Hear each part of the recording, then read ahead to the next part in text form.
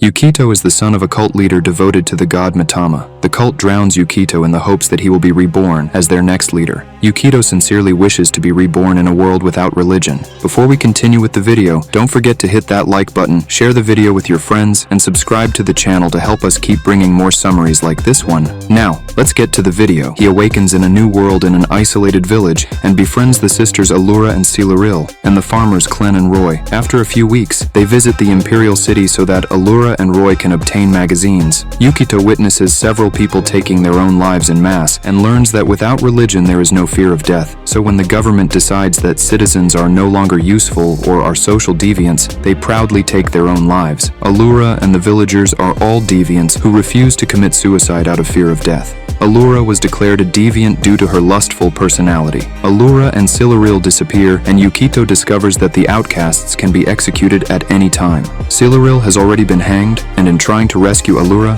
both are killed. Dying again, Yukito prays to Mitama, who manifests as a young girl, having eagerly awaited for him to summon her as the next leader of the cult. Mitama kills the government soldiers and resurrects Yukito and Allura, thrilled to be the only goddess of a new world. Mitama also resurrects Siluril and other hanged deviants. Unable to understand what a god is, Allura jealously assumes that Mitama is Yukito's lover. Fearing government retaliation, Yukito asks Mitama about her powers and is dismayed to learn that as she has no believers in this new world, she no longer has powers. As there is a chance the government will send an army to their village, Yukito needs to somehow make 10,000 people worship Mitama and make her a goddess again. Roy, who discovers he enjoys masochism, becomes Mitama's first believer when she treats him with disdain. Mitama is disappointed that Yukito still does not truly believe in her. Mitama's attempt to demonstrate her divine knowledge fails when she simply lists embarrassing events from Yukito's childhood. Yukito also fails to inspire belief in the villagers using divination and magic tricks. Allura's pet fox, Chilchil, dies from poisoning, so Mitama uses the single spark of belief from Roy to resurrect Chilchil, causing both Allura and Siluril to believe. With a bit of power regained, Mitama agrees to Allura's request to resurrect the soldiers she killed, as they were innocent men following orders. The commander of the soldiers, Bertrand, is furious when Mitama resurrects him as a woman. Bertrand tries to return to the imperial government, but with his female body, he is rejected as a nameless deviant. Bertrand is forced to accept Yukito's offer to live in the village, taking a job as Mitama's holy knight. Using questionable recruitment methods, Yukito manages to get another 100 worshippers for Mitama, offering exclusive benefits to members, such as priority protection against monsters and access to Mitama's healing magic. Bertrand, forced by Allura and Siluril to wear feminine clothing, informs Yukito that the Imperial Army's power comes from the Archons, individual warriors granted powerful abilities by the Emperor. Yukito is fascinated by Bertrand's sword, which appears to be magical, but was created by the Emperor. The Archon Atar is tasked with destroying the village, but is continuously delayed by monsters that appear out of nowhere. Yukito is abruptly inspired by a memory of his father, who points out that most religions become popular through martial arts training. With Clem's approval, Yukito decides to drag the deviants into the 21st century. A month later, Atar arrives and fiends Bertrand, now in even more daring attire, and decides to abduct him to determine how his gender was changed. Atar is shocked by the drastic changes in the village, as they now possess modern technology, including wind generators, motorized vehicles, and large-scale industrial farms. It is revealed that Yukito had Mitama invoke modern technology, which he restricted to Mitama's believers. In no time, Mitama had almost 2,000 believers. Yukito also introduced exclusivity, the idea that believers are superior to non-believers. Clem admitted that he is not actually a deviant. He once worked in the Emperor's palace but became disillusioned with that life and voluntarily moved to the deviant village. Yukito wondered why the concept of gods never arose to explain inexplicable events like natural disasters. Bertrand explained that all such events are explained by the assembly members working under the Emperor, so nothing was ever inexplicable. Yukito finds out that Atar has captured Bertrand. Atar determines that modern technology is blasphemy against the Emperor and the assembly. With the power of 2,000 believers, Mitama fights against Atar's Archon power, but Mitama runs out of power first. Confused and enraged by her disobedience, Atar destroys the village only for it to reappear unscathed. Atar realizes it was an illusion, just as Clem reveals that she is actually a woman disguised as an illusion. Loki, the Archon, having infiltrated the village as a spy, she decides that Yukito and Mitama are exactly who she needs to help assassinate the Emperor. Loki takes Atar, Yukito, and Mitama to the Emperor, but reveals that he is an illusion and that the castle is a giant machine called the Assembly, which controls the Empire, with a system of taking lives to ensure that it always remains the same. Mitama reveals that people destroyed the world in a religious war. The survivors built the Assembly to ensure that religion was forgotten. Yukito realizes that he has not been reborn in an alternate world. Mitama just sent him thousands of years into Earth's future after religion disappeared. Loki is tired of the Assembly and offers to let them destroy it. Yukito doubts Loki's intentions, so she reveals that she learned from the Assembly how humans once had free will. She began to infiltrate deviant villages to learn about free will, but deduced that they were also under the indirect control of the Assembly. Then Yukito appeared, bringing God with him, the pinnacle of a being capable of free will. Desiring this for herself, Loki convinced another deviant village that she was God, and found that their belief gave her powers similar to those of a god. Thus, she and the Archons, except for Atar, conspired to destroy the Assembly and become gods. Yukito agrees that free will is preferable, so Mitama destroys the Assembly by growing a giant tree under it. Loki is surprised when Yukito, knowing that the Archons would be terrible gods, swears to help Mitama defeat them and become the only true goddess. Loki leaves the powerless Atar with Yukito. Loki temporarily turns Bertrand back into a man. Then she follows Loki to the Empire in hopes of permanently becoming a man again. Atar considers taking her own life until Yukito gives her hope of becoming a goddess herself and rebuilding the Assembly. Allura assumes Yukito is a lolicon. Yukito announces that Atar is now their second goddess, granting her half of Mitama's power by sharing the believers. Siluril discovers that Archon Dakini already has 10,000 believers, having based his religion around lust and perversion with priestesses. Yukito decides to infiltrate the church with Mitama, Roy, and Allura as fake believers, and take over the 10,000 believers from within. Riche, the chief, leads them to Dakini for initiation. Yukito panics when the initiation involves being locked in a room with Allura under a powerful lust spell. Due to the training he received from his father, he manages to resist until Mitama rescues them. The unused lust energy passes to Richa when she enters the room, causing her to have an orgasm and reveal that she is actually a virgin and does not believe in Dakini. Realizing that Mitama is also a goddess, she asks for her help to destroy Dakini's perverse religion. Loki shows Bertrand that without the Assembly's society, things started to fail. Riche admits she was a deviant, so she was made chief for her knowledge and false expertise. Yukito promises to destroy the church, so she approves their false membership. Mitama weakens, as her absence causes her followers to spend more time worshipping Atar. Yukito has Riche spread luxurious knowledge, toys, and medicine summoned from Japan, causing Dakini's followers to also neglect worshipping the absent Dakini to worship Riche. Furious, Dakini brainwashes Roy, so he betrays their plan.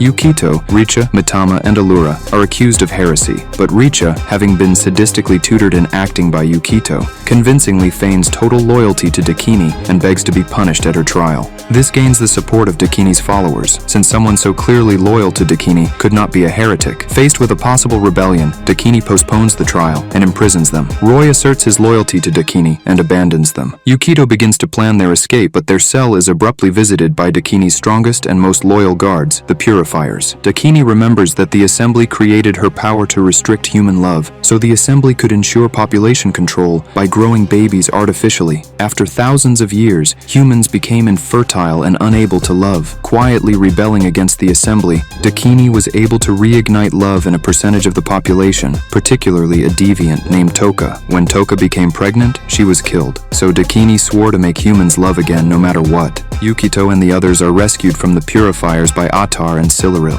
Atar is now worshipped by over 6,000 of Mitama's believers and can now defeat the weakened Dakini alone. Unfortunately, Dakini reveals that even after Riche stole some of her believers, she still has over 14,000 remaining. Riche is revealed as Toka's daughter. Dakini infects Atar, Allura, and Siluril with uncontrollable lust, so they molest Yukito. Mitama rescues them, having borrowed Riche's 1,500 believers, and, as a true goddess compared to the false false archons, easily defeats Dakini, despite having fewer believers. Dakini tries to escape but is caught by Roy. Yukito convinced him that betraying Dakini would make Mitama lust after him. Defeated, Dakini collapses crying, realizing that she was the one who destroyed human love, not the assembly, and she begs Toka for forgiveness. Richa pretends to betray Yukito so that Dakini can lead the church again. This allows Yukito and the others to escape stealthily, including Rich's followers. Mitama finally has 10,000 followers and becomes a complete goddess again. Upon returning home, they find monsters that have completely destroyed the village. Despite having recently become a goddess again, Mitama uses all her power to repair the village. Archon Gaia, who controls the monsters, appears and explains that destroying the village was an accident. As she only has 2 followers, she is too weak to control her monsters. She wants to help defeat Loki, as she disagrees with Archons fighting each other. Everyone visits the city, but finds that Loki has built a giant wall around it. Bertrand is still in the female body and so miserable that she wants to die. Loki has nearly absolute power with 1,120,000 followers, although she becomes confused when Yukito laughs at such a small number and leaves, taking Bertrand with them. In the village, Yukito is relieved that his tough guy act worked, as he has no idea how to defeat Loki. Bertrand reveals that society has already recovered, and functions as it did under the assembly, only with Loki as emperor. Yukito realizes that Loki's followers must have some residual loyalty to the old emperor, which means stealing from them will be easy if he makes Mitama more popular than Loki, turning her into a teenage idol. Yukito forms an idol group with Siluril, Allura, Gaia, and Attar, which becomes popular very quickly. Since the assembly erased all music, Yukito reinvented it. Yukito confirms that Mitama's power depends not only on the number of followers, but also on the depth of faith. So a god with fewer followers could still defeat Loki if their followers were more devout, and thanks to the music, Mitama's followers are more devout than ever. Yukito sends Bertrand to spy on Gaia, who has started acting secretly, and discovers that Gaia has adopted several children as her own very small group of loyal followers. Yukito decides to crush Gaia, as the depth of devotion a child has for their parents is immeasurable and can make Gaia very dangerous. Bertrand falls in love with Yukito. This turns out to be a trick by Dakini, though it confirms that Bertrand is beginning to accept her female body and mind, to her horror. Yukito keeps Gaia busy with idol training, allowing Dakini to make the children love her to save them from Gaia's schemes. The older children, Kai and Sion, are stubbornly loyal to Gaia and reveal that they possess Gaia's ability to control monsters, which they use to attack Dakini. Gaia reappears. Sion and Kai are ecstatic to see her, but Gaia reveals that she no longer needs them and summons her most powerful monster, Typhon, the living fortress, which absorbs Gaian and Kai. Allura and Siluril arrive with a truck to rescue everyone. Gaia's son, Yushi, explains that Typhon is very loyal, so once summoned, it can be controlled without using magic. They also reveal that Gaia based Typhon on a book from the ancient civilization before the assembly. Typhon's main body, which is even larger, attacks the truck, swallowing Yukito and Mitama. In the village, everyone realizes that without them, their religion will likely crumble. Yukito awakens inside Typhon, which has rooms like a castle, with Mitama, Sion, and Kai. Gaia reveals that she has killed Yukito 300 times already, but each time Mitama's love brings him back as an immortal. She explains that the ancient civilization created Archons through genetic engineering, but some humans rejected science to live in nature. Gaia's mother was the leader of one of these groups, who used Gaia as a tool to gain power. Unable to bear the abuse, Gaia killed her and fled, later being turned into an Archon by the government. Gaia is tired of leaders manipulating people for selfish goals and intends to stop them permanently. Yukito realizes he has become like his father, manipulating people for power. The entire village of deviants pursues Typhon on a mobile platform, with Mitama's musical group supporting them and demanding that Gaia release Yukito. The villagers, with their belief high thanks to the music, empower Attar to attack Typhon, but it heals. Mitama begs Yukito to finally believe in her so she can save him. He declares his belief in her, allowing her to free him, but immediately declares he was just joking,